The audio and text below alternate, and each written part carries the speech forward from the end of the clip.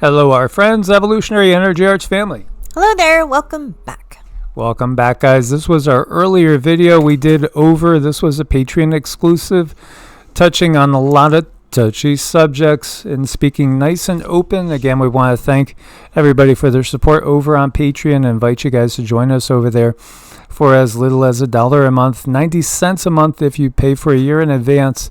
Exclusive videos each week, and I think this week we did 4 exclusives over there. So the U.S. has announced they're going to give another $1 billion just about to Ukraine. More military aid going, more of your tax dollars heading off in this direction. Well, shoot. We just went shopping, and it's just mind-blowing, the prices of food. It's just skyrocketing. And we have Ron Paul here saying, well, we should totally eliminate foreign aid, period. It's taking money from the poor and middle class in the U.S. and giving it to the rich and poor countries with, of course, a lot of other things involved. But here you have Elon Musk saying Ron is not wrong. And, I couldn't possibly disagree, really.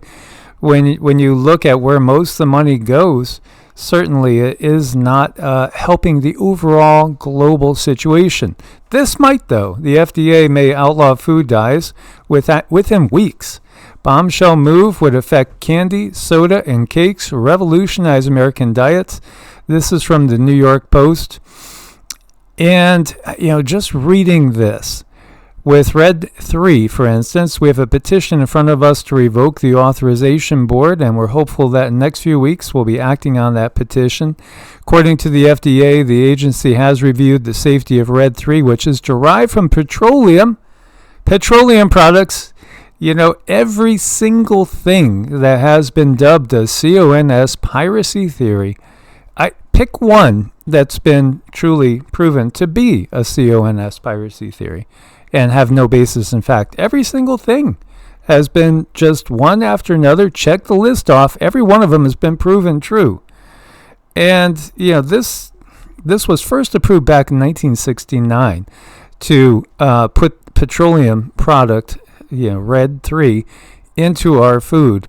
Again, in Europe, for instance, much of what we are eating here in the U.S. would not be allowed. It's illegal. It's been blocked from going into food. And when you look to life expectancy in the U.S., it's lower than most of our NATO European allies. Mm-hmm.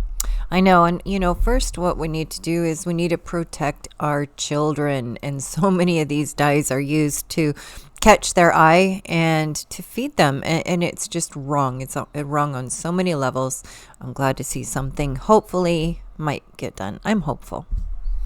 Yeah, it's undeniable that there is a lot of good momentum going on. At the same time, the rug may be pulled out from under our feet with the war escalating.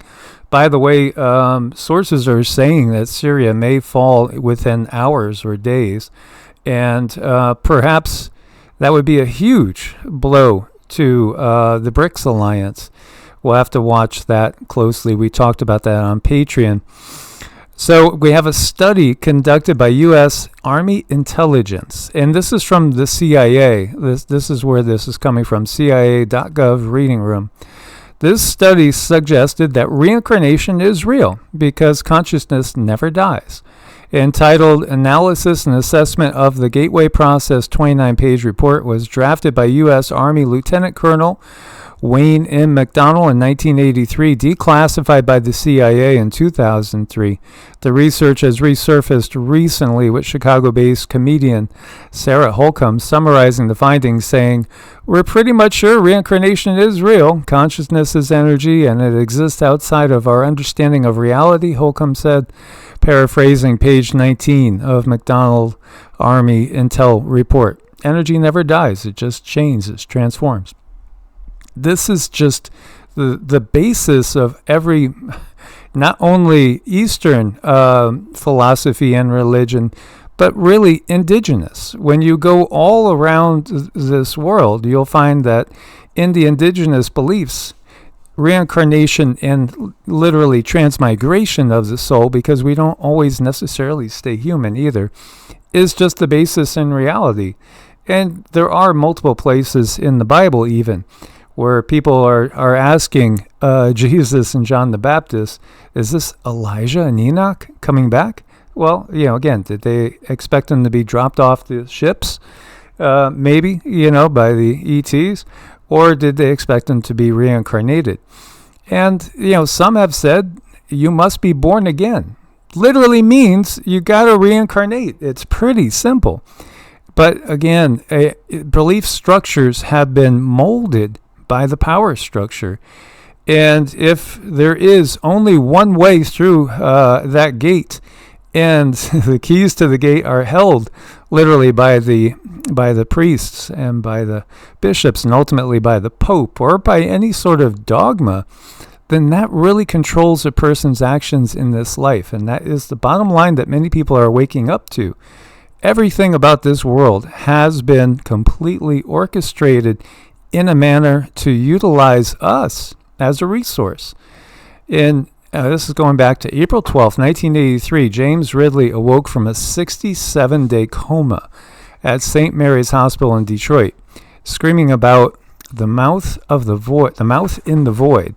What followed would disturb neurologists and philosophers for decades. Ridley, a 34-year-old auto plant worker, had suffered severe head trauma in a factory accident. Upon regaining consciousness, he began to describe what he called the true reality, one he claimed to have witnessed while comatose. "We're cattle," he told Dr. Sarah Klein during his initial evaluation. Everything, it's just a feeding pen. There's something out there bigger than galaxies, keeping us distracted while it feeds. He described a vast, ancient entity that maintains our perceived reality as a form of cosmic anesthesia. Most disturbing was Ridley's insistence that he had begged the entity to return him to the simulation. "I couldn't bear it," he repeated, "the scope of it, the horror of knowing." His EEG reading showed unusual patterns that experts couldn't explain. His brain activity suggested he was simultaneously in deep sleep and in a state of extreme alertness. And the article is here. So this is a picture of him back in 1983 after a 67-day coma. Well, if you look to Buddhism and Buddha, this is Maya. There's an illusion that's going on. And it doesn't mean that it's not real when you're in the illusion, but there is a greater reality. And then again, there is a dark matrix within the matrix. Mm-hmm. And I do believe when people have these experiences, these out-of-body experiences, they do see things on such a gigantic scale. They're not able to really understand it. They're not able. So it is left open for interpretation a lot of times. And sometimes people come back with some pretty horrific interpretations because that's their experience, and maybe somewhere in there that's their belief system, and that's just what it came back as.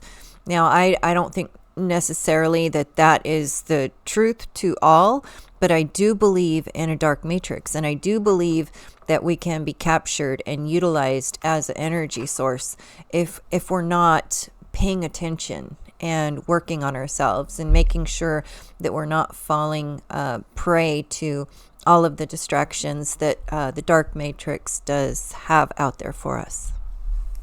Absolutely, yeah. It's fascinating to see all this at a time when we're talking about, what's going on with all these ships, these UFOs, these drones, UAPs.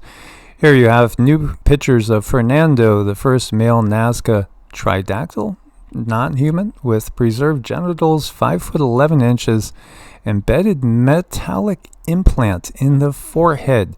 About 1,000 years old, they say. These are some of the Nazca mummies. There's, the small ones that we saw, the humanoid, tiny little things, almost look like a gray, but smaller. There's a lot of evidence. It's just everywhere. It's just that some people can't handle that reality. And yes, again, it doesn't have to be either or. There are absolutely demonic beings. There are also angels around us all the time. But, an angel is not going to have a baby with a 3D human. That just isn't going to happen. Again, you have to have similarity as far as the frequencies, and literally the frequencies that all the particles that make up our body are vibrating at. There has to be a similar resonance for us to perceive something as physical. Right. We come down here in a choice, but we do have to adhere to some of the laws where we become very, very dense. So there does need to be some type of parallel to that.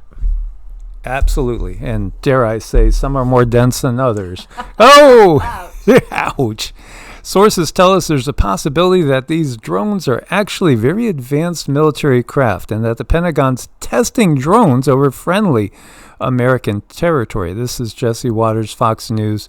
There have been a lot saying, yeah, absolutely. A lot of these are probably ours. Again, yeah, we would absolutely agree. The thought is the war is coming. It's going hot. It already is, in effect, on. And, Syria is just another battlefront in the bigger war that's going on. So absolutely. But there are a lot of different things out there. There are certainly military drones, and there are also things that appear to be interdimensional beings. There are things that may be of an extraterrestrial non-Earth origin. And then there's also, inner Earth and also under the sea beings that have been here the whole time. Now, this was a really interesting thing. I mean, it is probably very much like a human technology. However, when I went to feel this energy and feel the energy field on it, it really got me right between my throat chakra and my heart chakra, right in between. And then I got the impression that the entity that is moving this is actually tied to it in like a mechanical way. So it really threw me back. The anxiety and the heat, everything did not feel good. But this is very interesting. I've always been fascinated with Ezekiel's wheel. Maybe, this would explain a lot if you were to read the Bible and read the story and look at this. Maybe it's not far off. And how long have these stories been out there? Well, yeah, absolutely. Because, again, when you look to the mythologies of the surrounding area, they match. And the only difference is, instead of what we take as sightings of angels and interactions with one God, if you look again to the Chaldean Genesis, the Chaldean Genesis is older than the other Genesis copies that we have, which make up the Bible and the Torah. And the reality is, in the Chaldean Genesis, instead of just having God and Lord, it's the individual names of the entities, like Marduk, Enlil, Enki, etc., Ninhursag. I mean, it's individual beings. They all get lumped together into either just a generic, God, Lord in our, modern English versions. And again, when you are talking about the first 5 books originally written in Hebrew, they literally translate to El, which is, again, a term of power, and Elohim, which is a plural.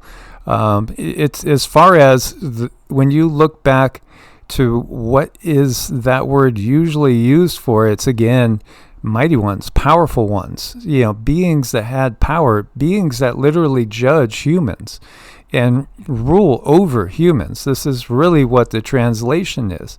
So it is in the plural. And yeah, absolutely. When you see other sources out there, the Greek gods, again, there's a bunch of them. There's not just one. And these are entities that are technologically way more advanced than humans, and they use that technology to control humans, and they literally ruled over humans during past ages, and then they just disappeared. And again, Plato wrote about that hundreds of years before the New Testament was, even going to come into existence with the events that transpired with the actual Yeshua, Jesus. So, again, Plato is writing about these beings, hundreds of years before Yeshua walked on the planet. Drone swarms targeting U.S. military bases are operated by mothership UFO, claims top Pentagon official. If we start putting all these things together, and boy, quite a disclosure we've had. Again, this is from 22nd of October 2024, because we're seeing so many drones, we're seeing so many things. This, again, I just want to replay this for you guys, too, in case, you missed this. Aliens exist, and President Trump knows about it. That's according to Israel's former space security chief. In an interview with an Israeli newspaper, he said, "The aliens have been waiting until today for humanity to develop and reach a stage where we will understand in general what space and spaceships are." NBC News chief global correspondent Bill Neely explains this one. Hi, Alison. Well, this is quite a story, and it comes from the man who headed Israel's space security program for nearly 30 years. Chaim Eshed is making the extraordinary claim that the United States and Israel have been in contact with a group of aliens for years, not immigrants, but extraterrestrials. He has called them the Galactic Federation of Aliens, and he says President Trump is aware of the existence of these aliens and had been on the verge of revealing their secrets, he claims, but was asked not to do so by the Federation in order to prevent what he calls mass hysteria. So there is some of what they give us that's actually true, and then there's other stuff that's disinformation. When you look back to what did the people actually believe they were seeing when they were viewing these beings that they called the gods, they knew that they came from out there and they came here. Every single culture had this. And many cultures also could tell you which human species came from which areas, because they knew we were all basically seeded from the stars, as Earth was a recreation of the Tiamat that was destroyed. Hard to give you a good estimate, but it wasn't all that long ago, really. It wasn't billions of years ago. No, it wasn't really that long ago that Earth was recreated from the leftovers of Tiamat. Yeah, I mean that's a whole. We have done a couple videos on that one, but there's a lot to it. But yeah, I mean they are starting to come out with more and more information, and I think people are looking for answers. There's been so many of these sightings going on, and videos coming in out of the woodwork. And when I feel these energies, I'm getting a mix of both. I mean, sometimes I'm feeling human, and sometimes I'm feeling extraterrestrial. Sometimes I'm feeling interdimensional.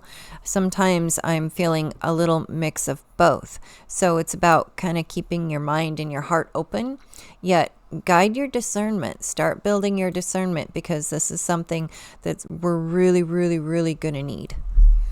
Yeah, and sometimes, like this previous one we were talking about, this was, again, off of Southern California, the lights just disappearing into the ocean, and this gentleman got 40 different pictures, he says, different angles of this, and said this was the best of the 40.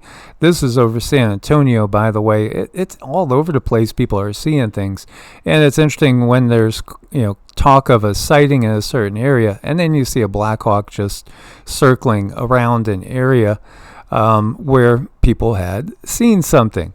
This is something I've noticed a lot over the years, because we've spent many a night outdoors and just stargazing with different binoculars, and you're looking and you think, well, that's a star, that's something about that star, what is it? And then all of a sudden you see it either go out and come back on or move. I mean, I can't tell you how many times we've seen this, or all of a sudden just start to move, and then whoosh, it's gone. I know, and you'll notice if you do go out in the nighttime and when you do go out in the daytime, take note of how those different energies feel, because the starlight is very different than the sunlight, but I find them both to be necessary. Now, these are coming through, and sometimes these are feeling like a mix of energy. Sometimes they're feeling like somewhere between human and alien, but they're coming out left and right. And this is the important part about building your discernment. You definitely don't want to go connecting to an energy that doesn't have your best interest. And please understand, a lot of these entities, they don't have our best interest at heart, but they do have to follow certain rules. Thank goodness for that. But a lot of this is coming out. People have a lot of questions. They have a lot of concerns. And I don't always have the answers myself, but we do like to help people use their discernment and help them feel into energy and kind of, you sort of reach out with your mind and you grasp this external energy and you feel it as if it's yours. So there's actually risk in that. I mean, you really need to keep yourself grounded, and you need to keep yourself stable, and you need to keep yourself firm. So it's not something you just want to go out willy-nilly and doing. It does take some training and some practice. And everyone can do this, and I think it's really time that we learn. One of the things that hits me is how, again, if you're not familiar with all the different religious traditions around the world, or the myths and the legends, you might say, okay, well, take Jesus, he was the Son of God, but there were many sons of the gods. This was a common thing that was talked about in the ancient world. Many sons of the gods and daughters of the gods, as these extraterrestrial beings. Again, Genesis 6 is just, that's just the very beginning point. There's so much more than Genesis 6. Genesis 6 doesn't give us much, but just a little curious statement. The mighty men of old, the men of renown. Well, mighty men of renown, that doesn't sound necessarily negative. Again, that sounds like you're talking about beings that are more advanced than us and their offspring. It's pretty obvious. Also, source, the real source, the creator, being omniscient, omnipotent, omnipresent, means it has to be within you. So thus, source is in you. Thus, we are all sons and daughters of the one true source. And yet when there was referencing to people like Hercules was the son of a god, right? And so many others, Prometheus. We go on, there's all these quote-unquote demigods. So this was something that was just at that point in time when the real historical Jesus, Yeshua, was here. People were well aware of this. They still remembered seeing, in many cases, or hearing of stories of people seeing these beings, firsthand themselves. And, here is a UFO. He's talking about a UFO too big to move. So what did they do? They constructed a building around it so people couldn't see it, unlike Google Earth. Oh, yeah, and there's things at the bottom of oceans and lakes. And here you have somebody named Alexander, 2 a.m., and looking over New Jersey there's another kind of curious sighting. There's all sorts of stuff going on. We're going to have a lot of AI. We've had a ton already of fakes and stuff. And in this time, it all creates confusion. Yet there's a lot going on that's very, very real. This is, again, more of a still from New Jersey. But when you see it, depicted right next to a photo of a certain type of helicopter that's out there, oh, okay. So at least this looks like it's probably just simply a helicopter. But it doesn't make everything helicopters. No, it doesn't make everything helicopters.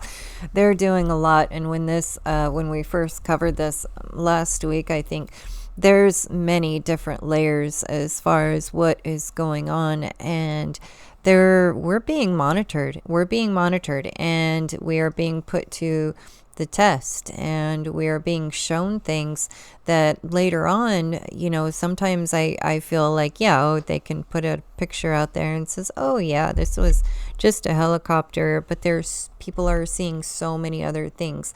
And when I look back with my own experience on waking up, it's very frightening when you really, really start to step in that stew of, we're not the only ones here. And let's say that you were asleep and everything was just fine with your belief system and your practice.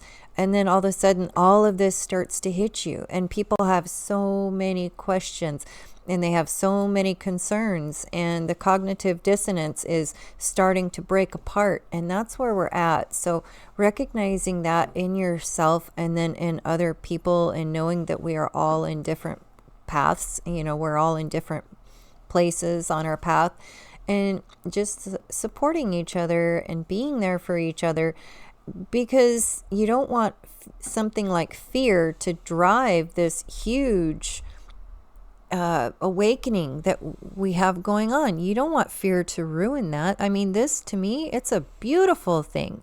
We just really have to kind of contain ourselves. It's exciting. And again, comets. Oh, all icy snowballs. Sure. This is such a cover that they've used for years. Just calling, well, that's a comet. That's all. It's a comet that comes by like clockwork every so and so often. Well, we understand there are, cruise ships that have special, regular routes that they go follow. There's planes that are on schedules. There's trains that are on schedules. Why wouldn't there be things that are intergalactic and, going through our solar system, for instance, on a regular schedule? Many of these energies, when I feel into them, this is just my feelings, is a lot of times they're like a very strong singular entity coming in to this realm to do special work. So every time I see a comet, to me, they're very special. They're very interesting, and they do some don't feel too good, like energetically. Some are ships. Out in the field, when you feel them, they don't feel too good. But a lot of times, I pick up that they are good entities. There's a variety, and so again, things tend to be always categorized into one thing or another, and people want to think, that it's always either a yes/no question. But again, often it's all of the above, sometimes none of the above. This is a library in Tibet, 84,000 secret manuscripts, 10,000 years of history here, perhaps. Only 5%, not even 5% has been translated. There's a lot of stuff that gets buried all the time on purpose, because the reality is our history that we've been given is an absolute falsehood. And it's one that covers up the fact that, again, we have all sorts of people coming and going from this planet, and not all of them are Homo sapiens. And this kitty cat, he's watching over his kingdom, keeping an eye on everyone, just ready to pounce at any moment. This is so sweet. It's so fun to watch our pets, do things. They're filled with the same consciousness across the board. We all have the same spirit in us, the same consciousness, and people have been getting much closer to their pets. We are evolving. Our pets are evolving. This is a beautiful, glorious time. Absolutely, and we want to invite you to join us over on Heart's Home, unique playlists over there, more spirituality and the lighter side of things, as well as a look at the Vedic philosophy, and as well as other traditions that we've explored over there as well. Again, we want to thank you guys for your support. We couldn't do it without you guys. Look forward to your comments. Stay prepared out there. Source bless and namaste. Namaste.